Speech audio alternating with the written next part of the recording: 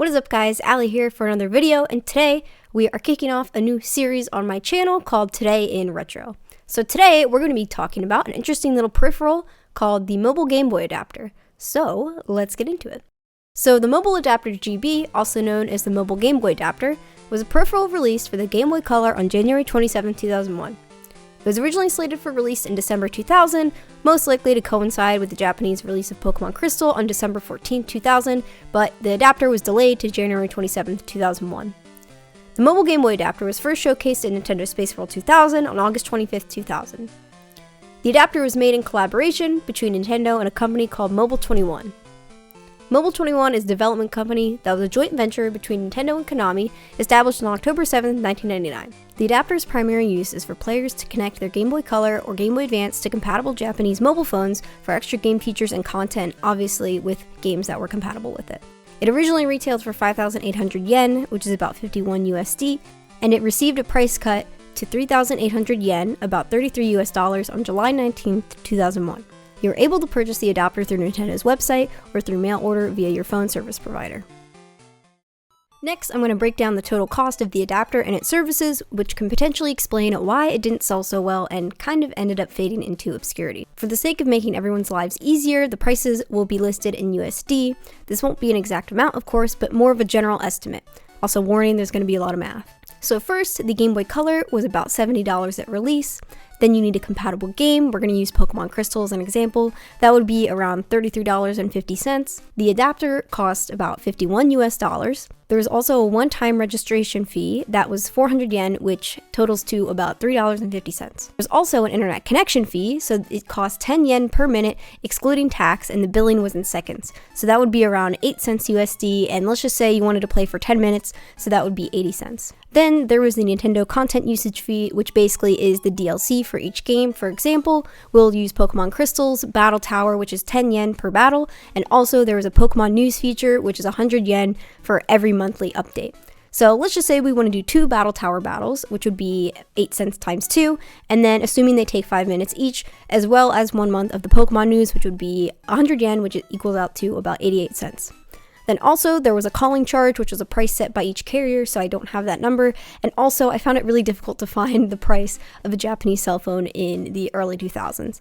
So at the very least, this would all cost you around $159.84, but let's just round up to $160. And this does not include the price of the phone, the calling charge, and other carrier or service provider fees that you normally use with your phone. So you can kind of see why this feature did not take off like Nintendo thought it would, especially considering the general demographic was children. So next we'll go into the service overview of the adapter. There were a couple different services that Nintendo offered. So the first one being an email service, which is pretty self-explanatory. You can send emails to other users. I don't really feel like I need to explain that too much. The next was the content download service, which is obviously the DLC for the games that were compatible with the adapter, and this DLC could be paid or free. The next service was a little bit confusing to me, and from the websites that I used as sources for this, they also had trouble explaining it, so I'll try to explain this the best I can. But this is my understanding of it. It's Nintendo's uniquely developed server called the Evolutionary Server that processes data uploaded from Game Boys into a specialized data processing process for each game, and it sends it back to users as an evolution service. According to one account of the Nintendo Space World 2000, they described that the service was a bit more difficult to understand and didn't know the full details, but apparently more details would become apparent as more games were released to be compatible with the service. And another source that I read said it was apparently, used for rankings and Pokemon Crystal for like battles and stuff. So if you know anything on this, please let me know in the comments, but this was the one part of all of this research that I found a little bit confusing. And then the last service is a peer-to-peer service, which means you can exchange data directly with other users from phone to phone.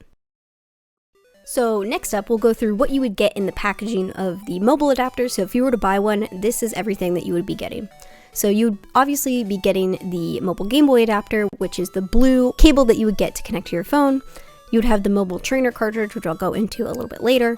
You get all the instructions and all the leaflets with it, and you would also get a registration form with a temporary username and password to log into the mobile system GB, and you would have to mail in this form within 15 days or your account would expire, which will go into the registration process also later. There's also a special edition of the mobile GB adapter packaged with the game Mobile Golf, which is a spin-off of Mario Golf, and it was the game that was initially used to test the adapter's capabilities.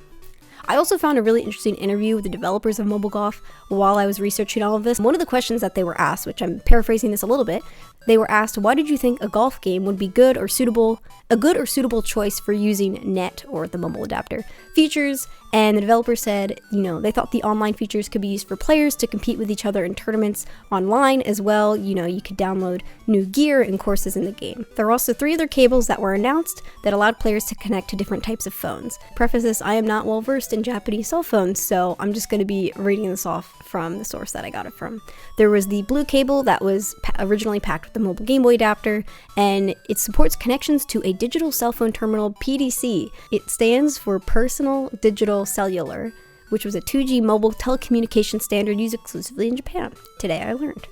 There was also a yellow cable that connected to a CDMA1 mobile phone, and then also a red cable that connected to a DDI mobile phone. Lastly, there was a green cable that didn't end up actually getting released, but this cable would have supported PHS devices from Estel and NTT Docomo. So next we're going to go in depth about the cartridge that was included with the adapter, called the Mobile Trainer. The Mobile Trainer is a cartridge which came packaged with the Mobile Adapter GB itself. The cartridge is a general instruction guide to the Mobile System GB. It had a help menu, a glossary, and it also had settings where you could edit your registration details and view your remaining balance. The cartridge is only able to be booted when you're connected to the adapter, and then you can only progress past the loading screen once you're connected to a compatible Japanese mobile phone. There were other features like an email system and also the Mobile System GB homepage that they basically just publish articles about compatible titles. So you're probably wondering, how the heck did you sign up for this? So we'll just go through how you set up and register for the service. So first you would obviously buy the adapter, and then you connect the adapter to your Game Boy and you start up the Mobile Trainer software. Then next, you enter your ID and password to complete the initial registration. And like I said earlier, there's a registration form with a temporary username and password included in the packaging of the adapter. And this is how you would log into the system, and then you would have to mail in the form within 15 days or else, your account would expire and you couldn't use it. So once you do that, you're able to access the free content like email, and then once you receive your mail back with your complete system registration, then you're able to use all of the services. So there's actually a decent chunk of games that are compatible with the adapter, but only the Japanese versions were compatible. So the way you can recognize compatible software is if you see the GB logo on the box of the game. So I'm just going to list through all of these. We're going to go rapid fire. Sorry if I butcher any of these names in advance. So first, obviously, Pokemon Crystal. Next is the Mobile Trainer, Monster Guardians, Napoleon, Play Novel, Silent Hill, Top Gear GT Championship, Doraemon Midori no Wakusei Doki Doki. It's a Doraemon game.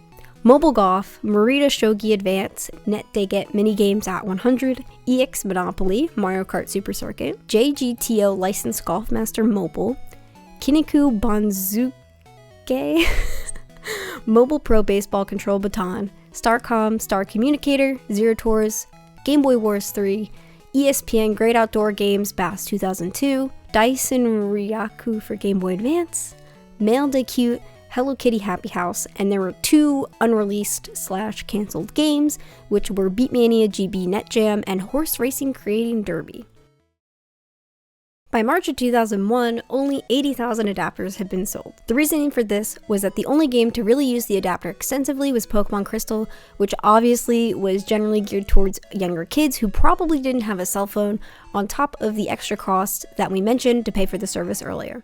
In May of 2002, Nintendo announced they would shut down the Mobile System GB service by December 14th, 2002. So for some of the reasons on why I think this didn't really take off as expected, first, there was a delayed release. It was meant to coincide with Pokemon Crystal, and it really would be another month and a half before anybody was actually able to use some of the exclusive features in Crystal. For example, the Odd Egg. This is the only way you could get the Odd Egg in Pokemon Crystal in the Japanese versions. So if you own a Japanese copy of Crystal like me, there's no way that you can go get it now. And that's just one feature among many, which I will go into in another video. The adapter costs more than games themselves, so the low sales probably contributed to the later price cut. And also, like I said, the service had so many different costs that it was really not super viable for their demographic. At the time of the adapter's release, the only compatible game was, surprise, Pokemon Crystal, so it's pretty limiting, and if kids had greater access to cell phones, and if the adapter was cheaper and the services were cheaper, I think it could have had more widespread use and actually hit their target demographic, but I don't know. Also, keep in mind too, Crystal was the third version out of the generation, so most people had already played through Gold and Silver. If you look at the sales, the third versions usually don't sell as well, so that's also something to keep in mind. And obviously, I think it's obvious why it did not get released worldwide. There's so many hoops to jump through, but also, technology and just cell phone adoption in general in other regions really wasn't what it was like in Japan. Japan is usually a lot farther ahead with, cell phone tech and stuff like that, and it was just not viable whatsoever to release it anywhere else. So my final thoughts on the adapter, I think it was really ahead of its time, but it kind of missed the mark, which seems to be a running theme with a lot of obscure Nintendo peripherals and games that I've kind of looked into. Just in general, this topic was really, really fun to research because I'm super into this stuff if you couldn't tell, but it was also really difficult to research because so much of it was in Japanese. I don't know Japanese, I know Korean, which, that doesn't help. So if there are any oversights or little inaccuracies, please feel free to mention it in the comments because I might have missed something. I'm only human. Also, if anybody is selling one of these adapters or mobile golf on the Game Boy, let me know because I want it for my collection. Maybe I'll start a little collection of all the compatible mobile adapter games. I kind of wonder if the adapter was more successful, would we have seen it have more compatibility with later GBA games? For example, the other Pokemon games like Pokemon Ruby, Sapphire, Fire, Leaf Green, but who knows? But anyway, if you guys have any suggestions for topics, please let me know in the comments. Obviously, make it be retro related. But yeah, that's pretty much it. This video was really, really fun to make, and it's where I kind of want to take my content on YouTube going into the new year, so I hope you guys really, really like it. And if you want more info on this subject, please check out all of the sources that I linked in the description. That's pretty much it, guys, so I'll see you around. Bye!